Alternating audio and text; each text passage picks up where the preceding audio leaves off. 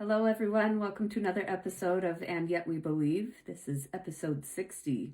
Done quite a few. Yeah. Wow. My name is Ann Pimentel. And I'm Roger Pimentel.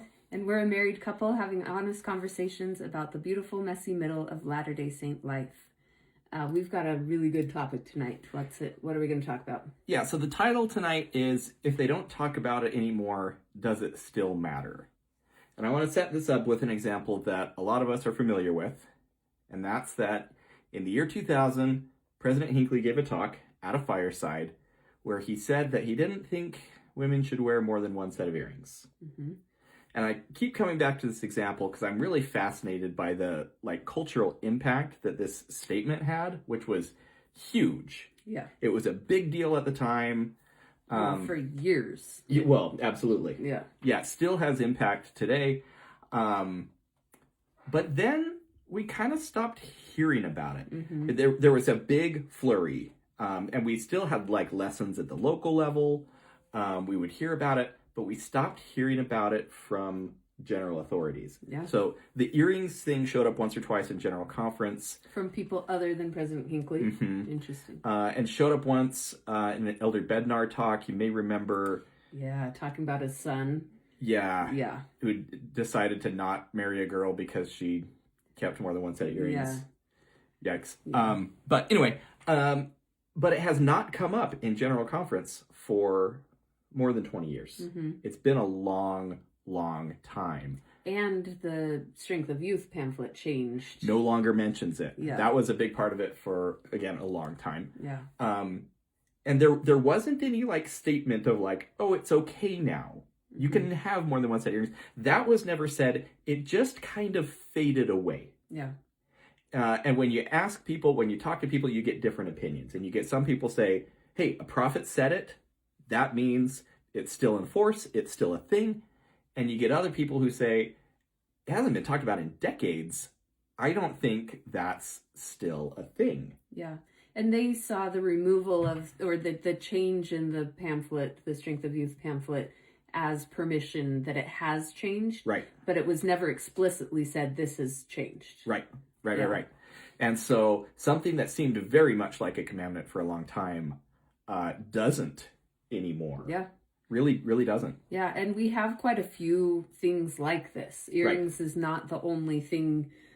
We've got rated R movies, playing cards. If we stick just with the Strength of Youth pamphlet, girls going out with curlers in their hair, wearing pants, chewing gum. We were called to gather to Zion at some point. In Missouri. Yeah. Yeah. And even coming to Utah, that's not even a thing anymore, that all members should move to Utah. Right. So right. There's lots of things in our history that was taught. Polygamy, race stuff, lots of things that were taught as doctrine and, official stances that have just faded away. Now, some of those like polygamy and the race ban have had more official ends to them. Right. But the teachings behind them have not been untaught. Right. So there's still a lot of question, I think, around it, and a lot of different interpretation. And so that's what we're talking about, is when the prophet and apostles stop talking about something, does that mean it really fades away? Yeah. And goes away? And there's actually a term for this, so I've got a vocabulary word for us today. All right. The term is desuetude. And that means when something loses force because of disuse. Okay. So it's exactly what we're talking about, which is something just stops being a thing because it has faded away. Mm-hmm. And interestingly, Catholicism has this. Built into their religion. Yeah. Now, Catholicism differs a bit from our faith tradition in that, well, I just used the word already, but tradition is a big part of Catholic practice. Mm-hmm. And so things can become essentially doctrinal through tradition. Yeah. But the same way, this desuetude concept, they can essentially fall out of favor if the purpose isn't valid anymore, or if it's no longer practical, or whatever it is. If something falls out of use, mm-hmm. then it can be no longer a thing. And they officially say this is gone. This is Or is it just that once it falls out of use, then everybody just collectively understands? I think it's more that, but, Okay. Not Catholic. Not exactly sure. This is true. But this topic comes up so much, this idea of, well, is something still a thing? This has to be the number one thing that comes up in my Instagram comments. Yeah. And it's because I talk a lot about cultural things and R-rated movies and earrings and all of these things, and you get really differing opinions. So we don't have like a good way to deal with this. Yeah, and it's interesting because we've got 200 plus years of the church being around. And there are definitely things from the early church leaders that we hold on to and we put out like, this is still our big thing, like the Articles of Faith. Sure. Joseph wrote those for a very specific reason, and then they were kind of adopted into a more deep and meaningful thing for the church. Sure. I don't know that was ever his intention with it. Yeah, that's interesting. But then, we have things that Brigham Young said, who like knew Joseph. They were contemporaries, right? Right. And we easily will say, no, that was just Brigham being Brigham, right. But and so like, why is one different than the other? And I do think that people they have a protective wall around Joseph and anything that he did, because a lot of people feel that if Joseph was mistaken in any way, then the whole restoration falls apart. Right. And I don't think we should balance anything fully on that, Right. But how do we know? How do we know what to hold on to that Brigham said and what to hold on to that Joseph said and what to drop from both of them? We're definitely to some extent picking and choosing the things that support our biases, right? Like we're picking the things that back us up and dismissing some of the others. And that's not bad, that's just human. Well, I have a little bit on this later, but I'll just pull it up right now. I think it's actually really important for us to recognize what our confirmation bias is, because if we hear something and we say, yep, that sounds right, that feels right to me, then we're going to accept it easily. Yes. But if it pushes us in any way, if it sits wrong with us in any way, then we're going to have a much harder time accepting it. And maybe we don't need to accept it. Or maybe that is the test, is to accept it when it's hard. Sure. It could go any way. And I don't think that that any person can prescribe to somebody else what they should do. Yeah. Right? Because it's their own personal confirmation bias. Mine is different than yours. Yours is going to be different than anybody else's, Yeah, it's an individual thing. Yeah. So how can we prescribe to somebody else how to accept something, or when to accept something, or to drop something, or whatever? Right. So maybe what are some of those things for us that have faded away? Yeah. And I can tell you a couple of them for me, and it's not so much that they faded away because they were really conscious decisions for me, but it was because I'd come to a point where I said, I don't think this is actually doctrine. Yeah. I think this is a cultural thing, and I think that this is something I can move forward with. So, easy one, drinking caffeine. And this was a big deal for a lot of people, not a big deal for a lot of people. Yeah. But it was like not that many years ago that I was finally comfortable with like drinking a caffeinated soda. Yeah.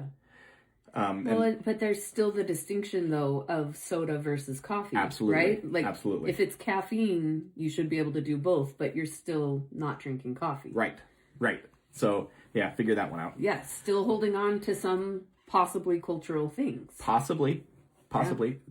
Another one, I've gone on record on this podcast that as a man in my 40s, I watched my first R-rated movie, which was Schindler's List, which I think even the no R-rated movie diehards had watched Schindler's List.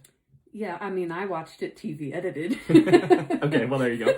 But because of its cultural impact, and it's almost like in a different category, but the R-rated movies thing makes a lot less sense than it used to.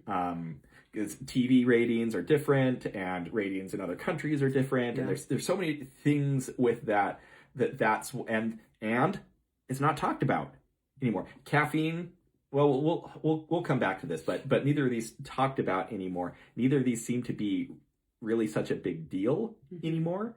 And so those are a couple for me. And they definitely were cultural things at the time when they were talked about heavily. Yep. For me, one that has definitely changed is what modesty is. For so long, I thought it was just what I wore, how I covered my body, and that's what modesty was. Because that's how it's been taught for decades. Right. Yeah.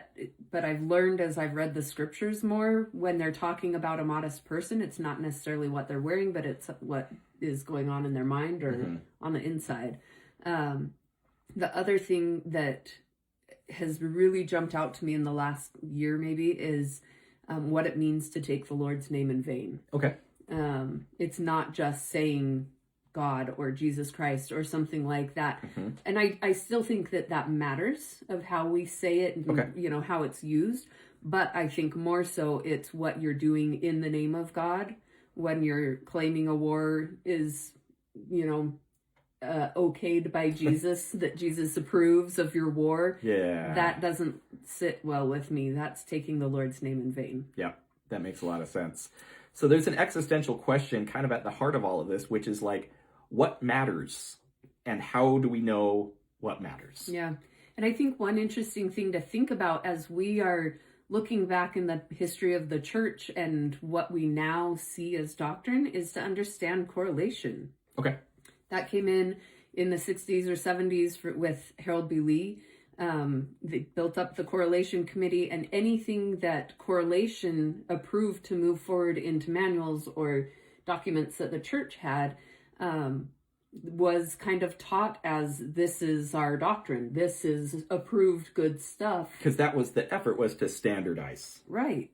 That's what they were trying to do. But it seems more of this kind of bureaucratic or ministerial process more than what is actually doctrine or important for the people. Like, it gets really messy, I think, because you take it all apart and try and figure out, well, did correlation just push this through because they're trying to keep people in line?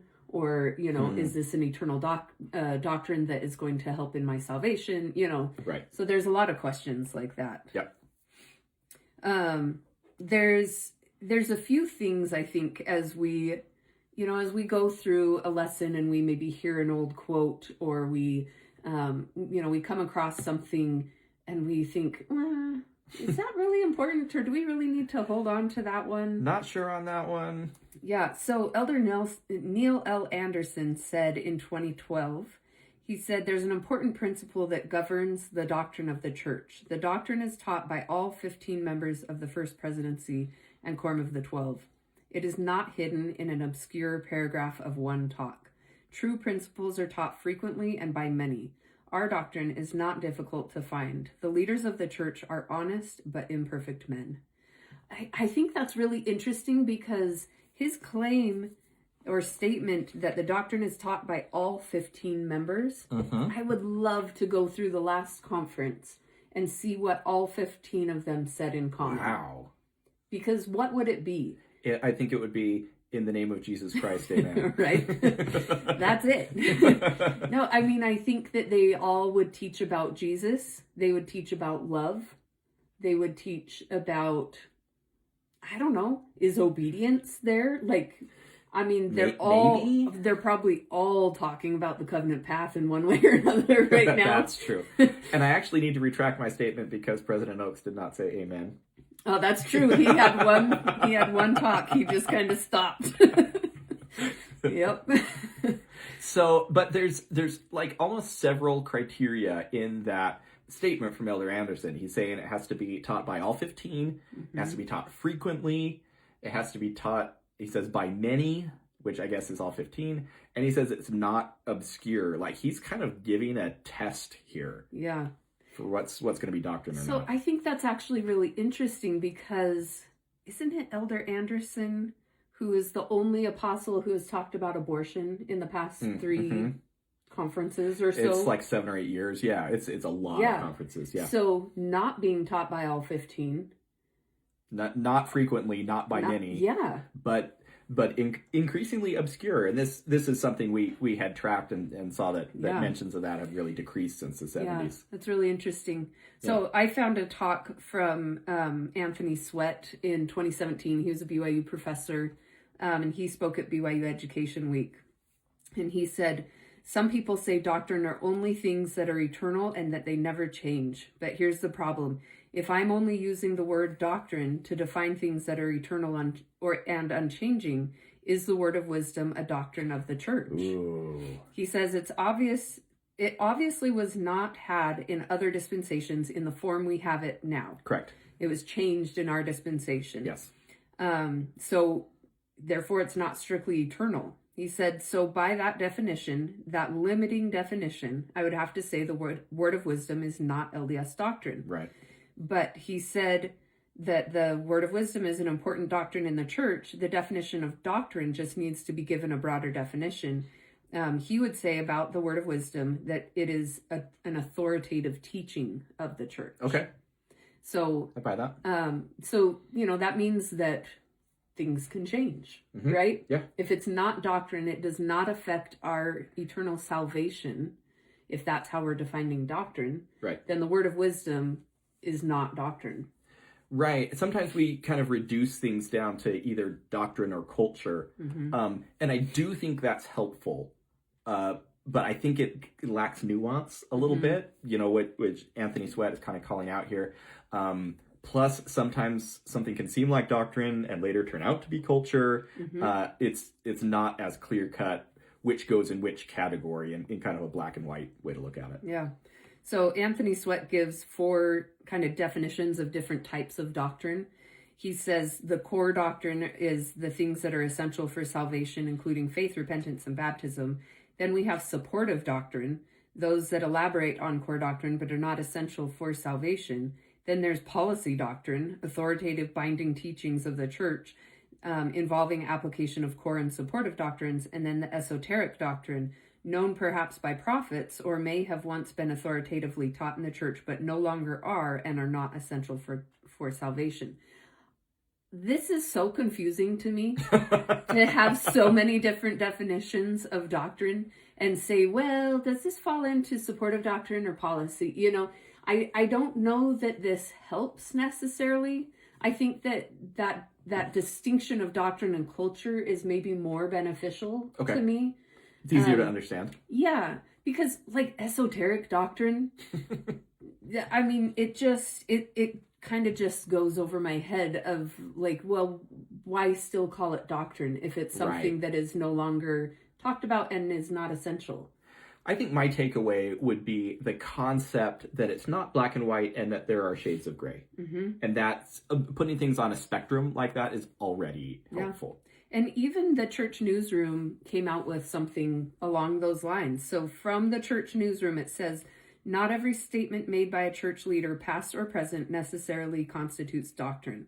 A single statement made by a single leader in a single occasion often represents a personal though well-considered opinion, but is not meant to be officially binding for the whole church.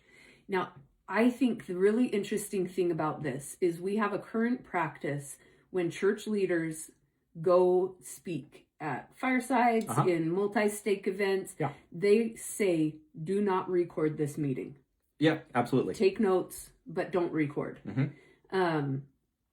And I think that the reason is they don't want something that is said to be interpreted as doctrine for the whole church. We've seen that before, yeah. Yeah. And so I think that's really interesting when you think about, for example, President Hinckley talking on Larry King, and he says, crosses are not a symbol of our faith. The members are a symbol. Right. And that was grabbed onto as doctrine. He was talking on a news report, right? Right. Why would we think that he was talking as a prophet right then? Interesting. And that's the question always. Is he talking as a man or is he talking as a prophet?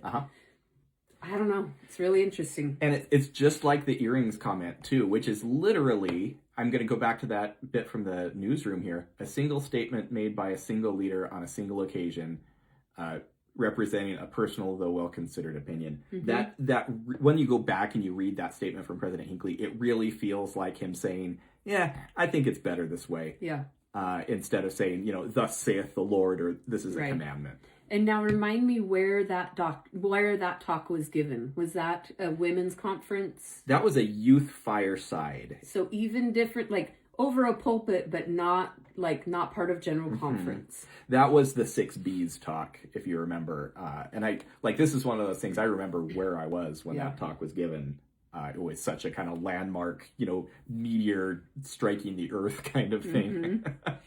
And so, by Elder Anderson's test, the earrings thing would not have ever met the test for doctrine. Mm-mm. It was not taught by all of the brethren. It was not taught a lot of times, and especially now, it's not taught. R-rated movies, same thing, came up a couple of times from church leaders.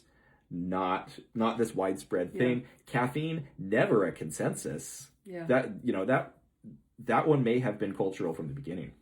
And the tricky thing is that correlation moved them through. Correlation made them more official than validity to them. than the leader maybe ever intended. That's fascinating. Right? That's really interesting. Let's talk about some other things that make this more complicated. Okay. And one of them is the family proclamation. Mm-hmm. And if you want a lot more about the family proclamation, we did a whole episode about it. Go look it up. You can hear all of our thoughts. Yep. But at the time the proclamation came out in 1995, I think. Yep. It was signed by all 15. Mm-hmm. It got talked about a bunch. Like it really met the criteria there for what Elder Anderson is saying should be doctrine. At the same time, we don't really get the sense that there's consensus among the 15 now as to what that document is. It has been referred to as doctrine.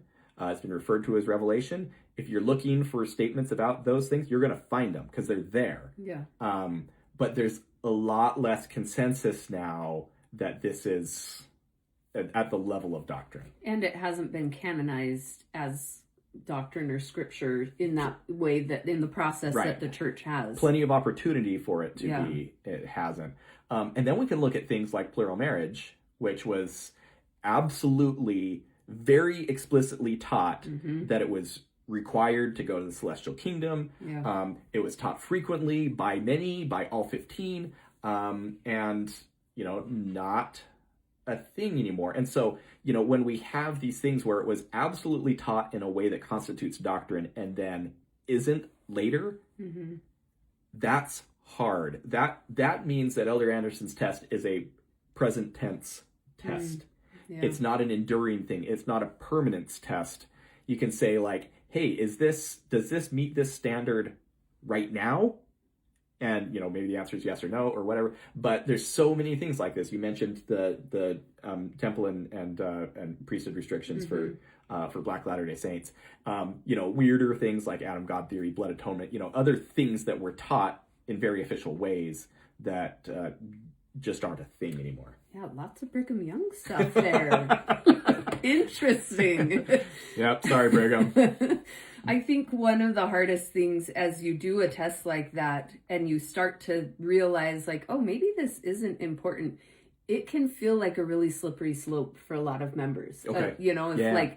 If I suddenly don't believe that the earrings thing is important, what else am I going to stop believing? Right. And that does feel like a slippery slope for somebody, especially that is very, orthodox and dyed in the wool sort of thing. Yeah, and a lot of us have gone through that where it feels like the rug's been pulled out a little bit, and you do have to kind of start over with what does matter and what is important to me.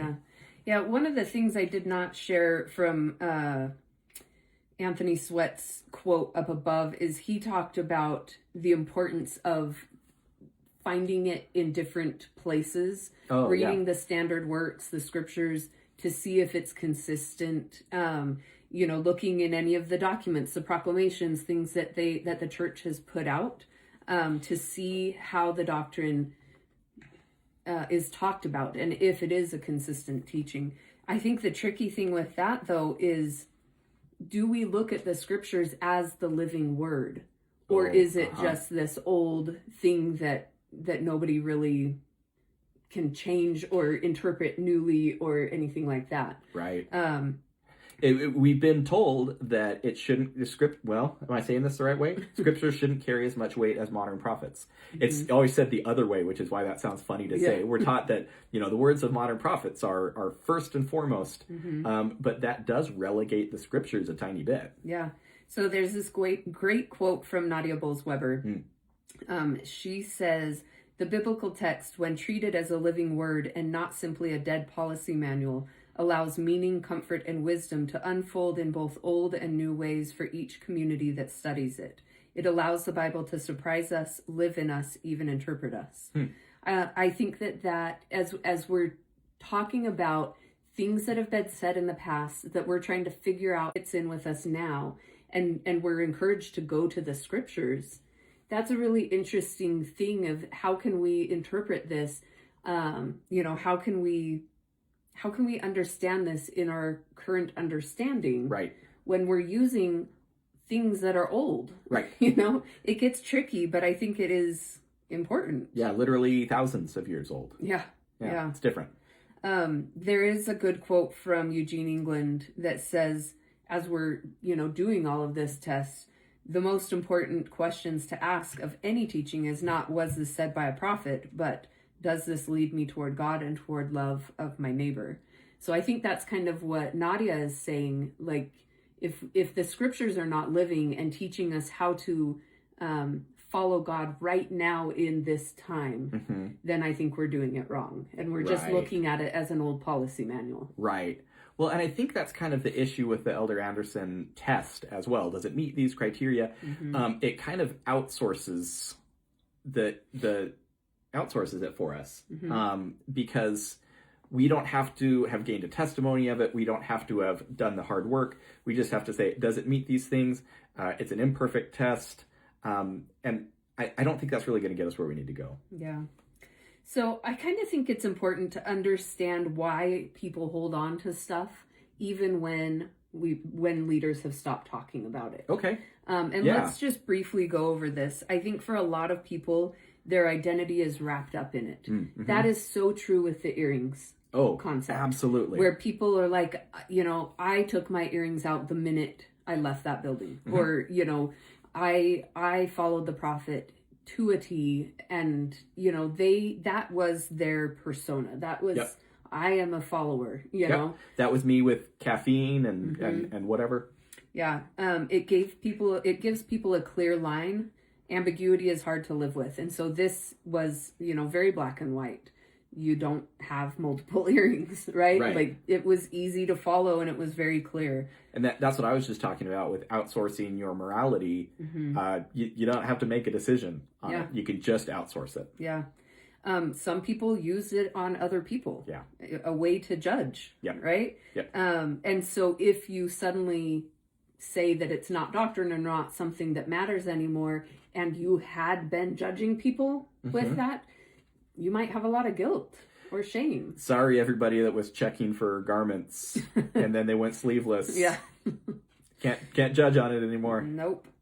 A lot of people were told that obedience was the point. Yeah. That gets really tricky too. Yes. When you suddenly, it doesn't matter anymore. That's what a lot of people have been saying with the garments, with our shoulders showing.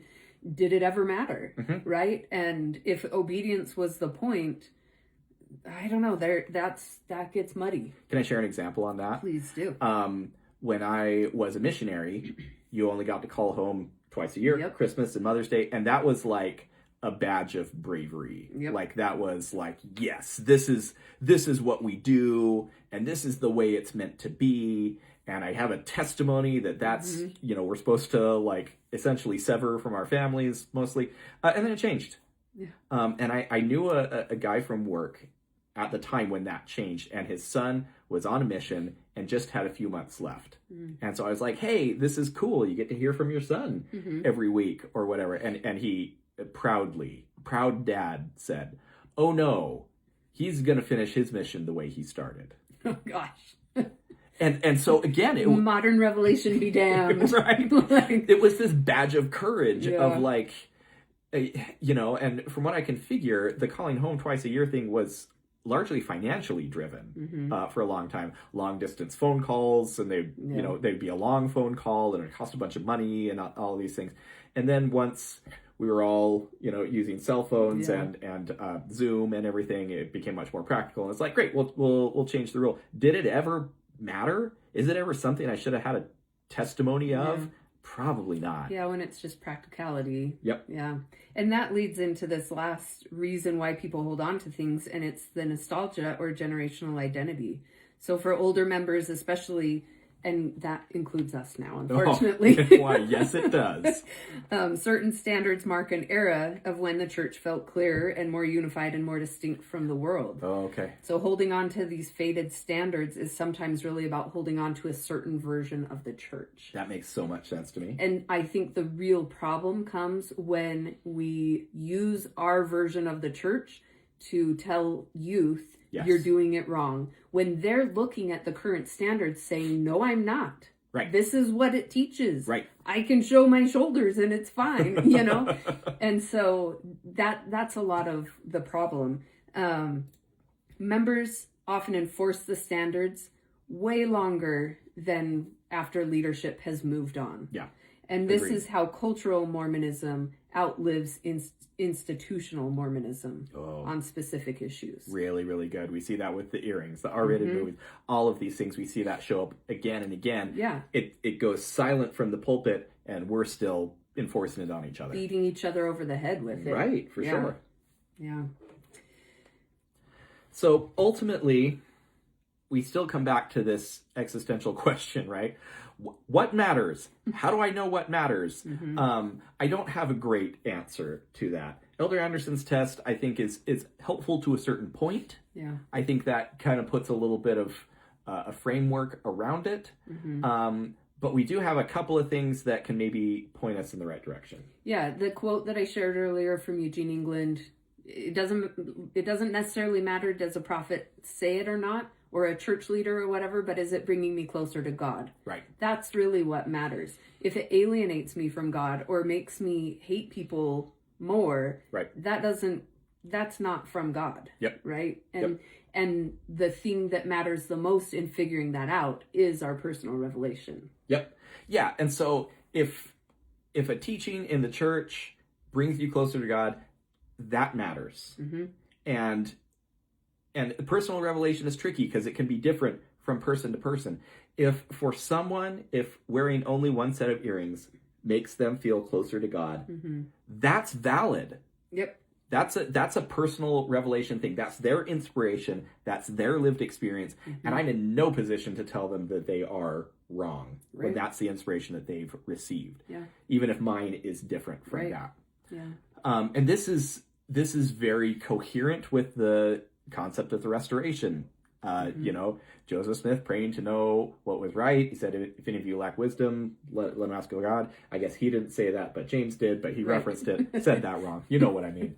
I even pulled a couple of quotes on this really quick about this concept of personal revelation, and I intentionally got an old one and a new one so we can show the continuity. Corroborates, yeah. Yeah, right? There you go. And actually, I'm going to try to redeem Brigham Young a little bit. Okay, let's bring it back. So Brigham Young says, I do not want men to come to me or my brethren for testimony as to the truth of this work.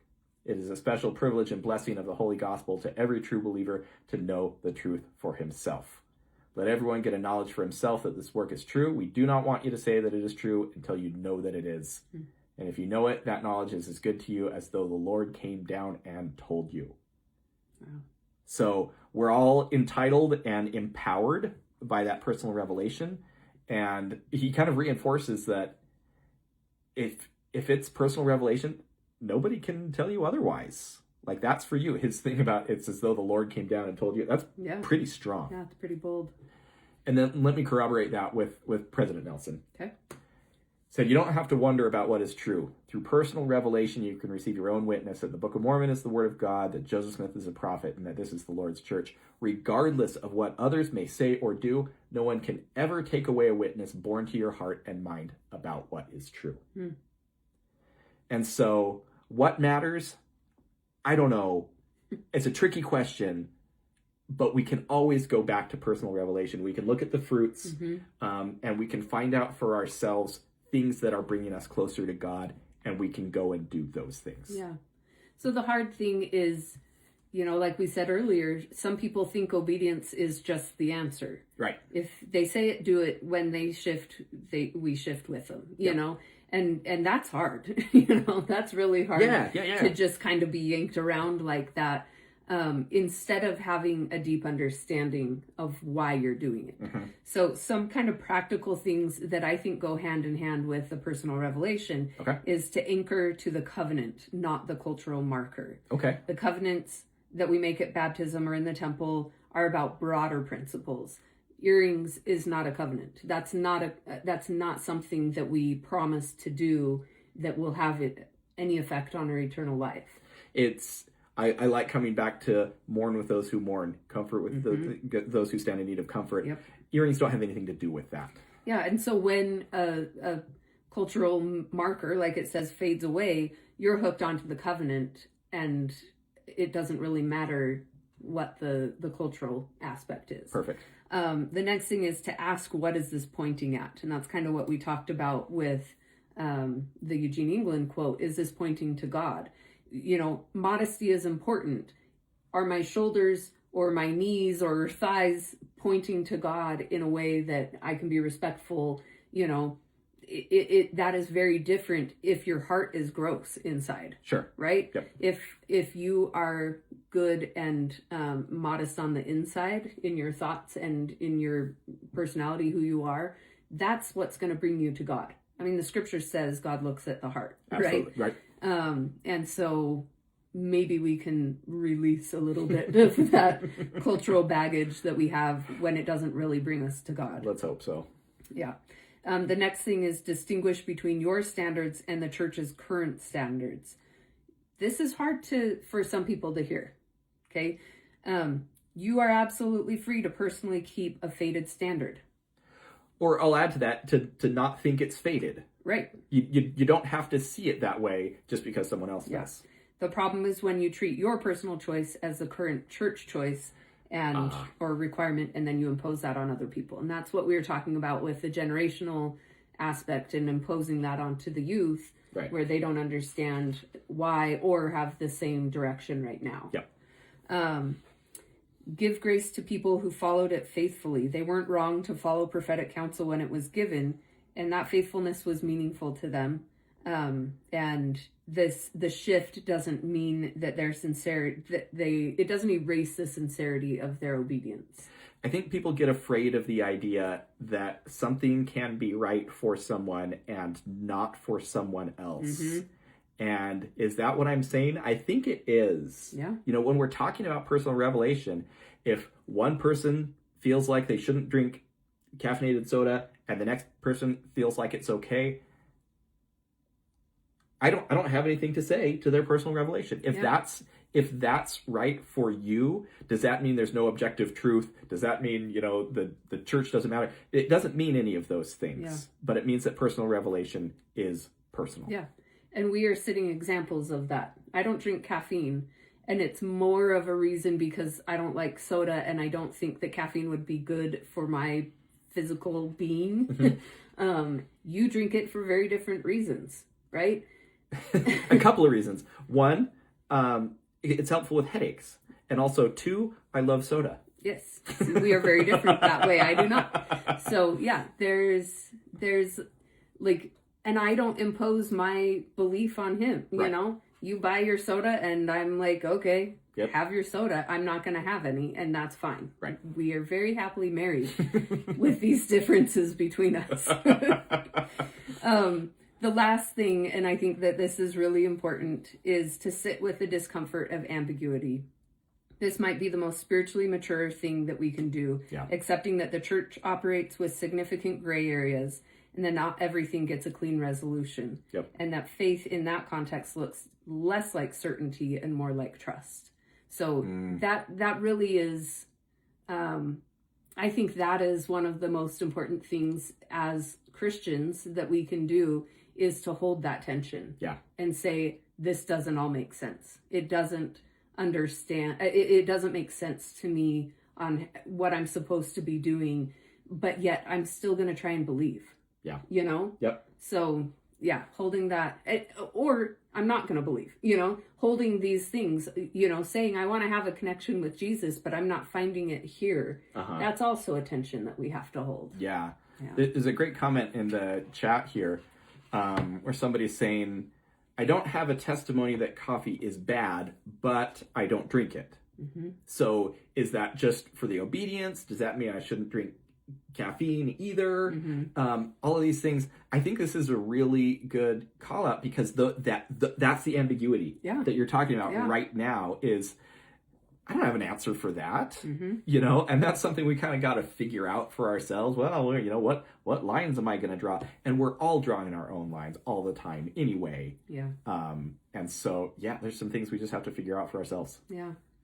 Do you think that there's any merit to the thought of a prophet is a prophet for a season and is giving instruction for a season, for that time?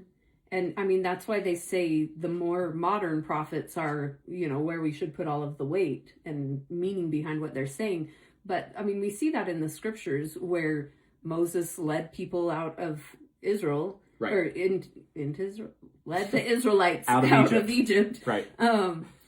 And you know, that mattered for them. We don't need that. Right. So well, and we actually like to talk about this. We like to talk about how President Hinckley was the prophet during the Olympics, and he had a background in PR. And then President Nelson was the prophet during COVID, and he was a doctor, and all of these things. So we kind of culturally love that concept, but it also might be alarming to some people. Be like, what? So the other prophets don't matter anymore? And I don't think that's the takeaway. Yeah. But if we lean into that idea that modern prophets should carry more weight, then yeah, we kind of have to prioritize accordingly. Yeah. I think a lot of that, what you're saying with the different prophets being there, you know, for COVID or the Olympics or whatever, I feel like that's maybe just a way that we like to tie things up in a pretty bow and be like, see, it all made sense. God knew what God was doing, you know? Yeah. So that's a little tricky. Yeah. All right. Did we solve it? We solved it. We fixed it. Yeah, we'll be publishing a list of everything that matters and everything that does not matter. Yes, stay tuned. No, you know, just to reiterate that it's, you know, we look at the fruits, we look at what brings us closer to God, and we exercise our personal revelation, and we do the best we can and acknowledge that it's just going to be foggy. Yeah. It's just going to be ambiguous. And that's the way it is. Yeah, and don't judge others as you figure it out. Perfect. Everything needs to come back to love, right? Does this bring me closer to God, and does it teach me to love? Perfect. That's it. That's all you need. Thanks for joining us tonight. As always, you can find us on Instagram. I'm at From the Overflow. And I'm at The Vision Beautiful. And we will see you next time. Bye.